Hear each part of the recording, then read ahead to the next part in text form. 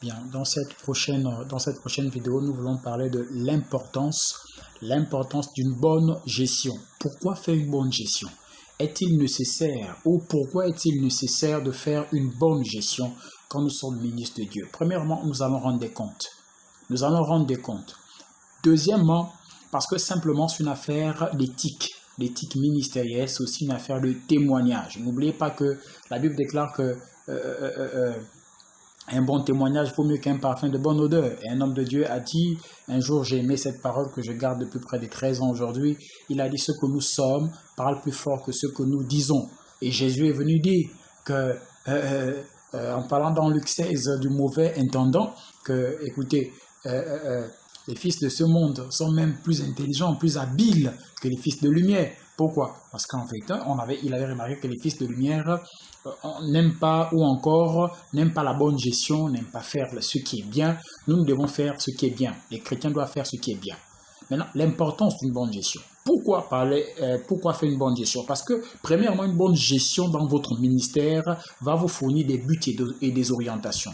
Lorsque vous gérez bien, vous êtes une personne ordonnée, vous avez des buts et vous avez des orientations. Parce que lorsque vous connaissez votre but spécifique pour le ministère, vous comprenez? Lorsque vous comprenez votre but particulier, le but pour lequel Dieu vous a appelé, vous avez tout de suite compris pourquoi est-ce que vous existez sur la terre. Et si vous avez compris pourquoi est-ce que vous existez, vous allez commencer à mettre des plans. Vous allez faire des planifications pour vos vies et le Seigneur lui-même trouvera des provisions.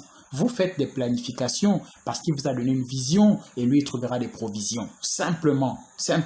Mais ce qu'on nous demande, c'est d'être fidèle. Vous savez, je vais vous dire quelque chose. Celui qui connaît les termes de son appel, quand tu connais les termes de ton appel, en vérité, c'est alors que tu sais le pourquoi Dieu a investi en toi. Et si tu sais pourquoi Dieu a investi en toi, tout de suite, il y a l'élimination de la confusion. La confusion est éliminée. C'est pourquoi il faut faire une très bonne gestion, les amis. Si vous faites une très bonne gestion, la confusion est éliminée. Vous n'allez pas dormir mal la nuit en disant, bon, demain on fait quoi, demain on fait... Non, tout est planifié et vous savez ce que vous faites. Et vous n'invitez même pas n'importe qui à l'église, dans votre ministère, venir prêcher un message qui ne soit pas, n'est-ce pas, en concordance ou en conformité avec la pensée du Seigneur. Deuxièmement, une bonne gestion dans nos églises, dans notre ministère, nous permet de prendre de bonnes décisions.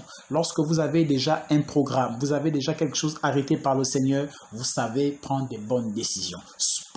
Saul de Tarse savait qu'il était appelé à aller comparaître devant les nations et devant les rois, et il a pris des bonnes décisions, notamment de voyager. Il a pris des bonnes décisions, notamment d'aller partout où il est allé pour aller implanter l'église. Dans le livre de Romains, il dit « Je suis allé là où l'évangile n'était pas encore arrivé ».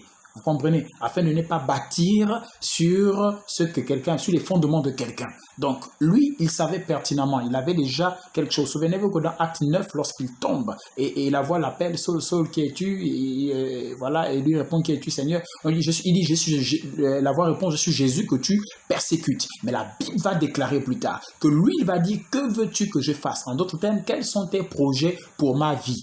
Quels sont tes buts pour moi? Quels sont tes desseins pour moi? Que veux-tu? Et là, on va lui dire d'entrer dans la ville, on lui dira ce qu'il fera. Et Ananias, c'est arrivé. Ananias lui a dit que voilà, tu as été choisi parmi tout le monde pour porter le nom du juste juge dans les nations au milieu des rois, vous voyez, auprès des souverains et vers les gentils. Gentil qui est un autre mot pour signifier vers les païens, ceux qui n'avaient pas Christ. Alors, Paul a pris des bonnes décisions. Sachez que si vous existez sur la terre, c'est pour un but. Alors, découvrez le but pour lequel vous existez. Vous allez comprendre la mission que le Seigneur vous a simplement assignée. Alors, faire une bonne gestion dans le ministère également nous permet de définir les priorités ministérielles. Il y a les priorités dans le ministère. Il y a les gens, avant de démarrer le ministère, le Seigneur vous dit de pas d'abord vous marier. Vous lancez d'abord le ministère, vous le stabilisez, maintenant vous vous mariez. Mais il y a d'autres, le Seigneur dit, commencez d'abord par vous marier. Il y a d'autres, le Seigneur va dire, arrêtez de travailler, suivez-moi à temps plein. Donc, Dieu lui-même fixe aussi des priorités. Il connaît ce principe. Dieu ne nous demande pas de faire une chose qui va nous tuer. Impossible.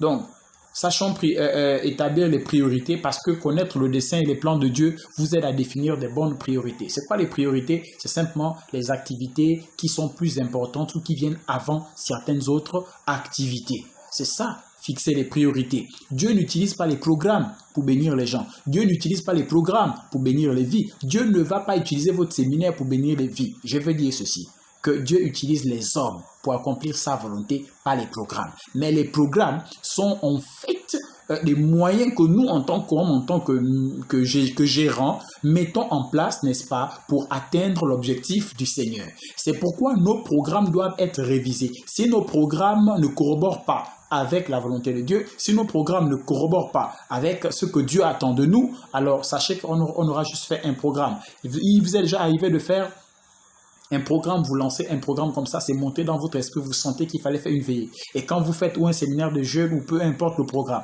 vous le faites, ça réussit. Et puis tout à coup, il y a comme un sentiment qui revient pour dire qu'il faut rébelloter, n'est-ce pas? Et lorsque vous rébellotez, vous vous rendez compte que l'impact est moins que ce que ça a été. Ça vous est déjà arrivé? Alors si ça vous est arrivé, sachez que vous avez mal planifié. Parce qu'en vérité, toute planification qui vient du Seigneur, qui a l'approbation du Seigneur, n'échoue jamais. N'échoue jamais. N'échoue jamais. Un autre point pour lequel nous devons faire une bonne gestion, c'est que la bonne gestion vous prépare à franchir les portes ouvertes. Lorsque le Seigneur vous appelle, il vous équipe, il ouvre les portes. Dans l'Apocalypse, au chapitre 3, verset 8, la Bible déclare « J'ai mis devant toi une porte que personne ne peut fermer. » Personne ne peut fermer cette porte. Alors, Dieu nous ferme, mais nous ouvre des portes. Mais sachez une chose, les portes de Dieu ne restent pas infiniment ouvertes. Il y a des gens qui sont là à répondre à l'appel. C'est maintenant qu'il faut le faire. Parce que simplement, devant, vous allez croiser ce qu'on appelle les opposants de votre mission, les opposants de votre œuvre terrestre. Jésus, tout son ministère terrestre, il a connu ces choses. Donc, Dieu nous ouvre des portes. Si vous êtes un leader, vous devez comprendre qu'il n'est pas possible de franchir les portes que Dieu nous ouvre si nous n'avons pas de conditions préalables, si nous n'avons pas de préparation préalable. Et lorsque je parle souvent de cette partie des préparations préalables, je vois deux choses, la vocation et la formation. Parce qu'en fait, c'est la vocation, c'est parce que vous avez une vocation que vous pouvez comprendre les termes de votre appel, d'accord? C'est parce que vous avez une vocation. Maintenant, la formation vient, n'est-ce pas, vous révéler, vous donner des rudiments, la connaissance, vient vous donner, en fait, cette force-là, n'est-ce pas, de pouvoir s'exprimer, de pouvoir parler, de pouvoir défendre une thèse, de pouvoir défendre la foi, de pouvoir défendre la vision par laquelle, souvenez-vous que Dieu, lorsqu'il a appelé Paul, non seulement lui donne une vision, mais Paul plus tard s'est fait entendre par les apôtres. Il est venu défendre l'évangile. Et c'est pourquoi quand il parle, il dit « mon évangile ». Il a défendu son évangile. Bien-aimé dans le Seigneur, si vous n'avez pas eu un quitus du Seigneur, vous n'avez pas de vocation dans ce que vous faites, vous allez vous rendre compte que vous serez incapable, n'est-ce pas, de défendre votre vision. Vous ne pouvez pas défendre votre vision. Moi, je vous encourage.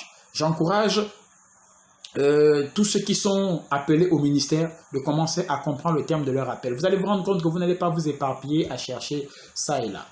Et dernièrement, faire une bonne gestion en tant que chrétien, en tant que leader surtout, ça met notre harmonie.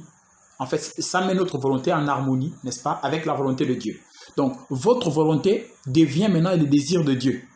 Vous allez vous rendre compte que ce que Dieu veut, c'est ce que vous voulez. Lorsque vous êtes dans la présence, vous êtes dans l'intimité de quelqu'un, en fait, vous commencez à comprendre le rythme, le battement de son cœur. Vous pouvez comprendre ses besoins.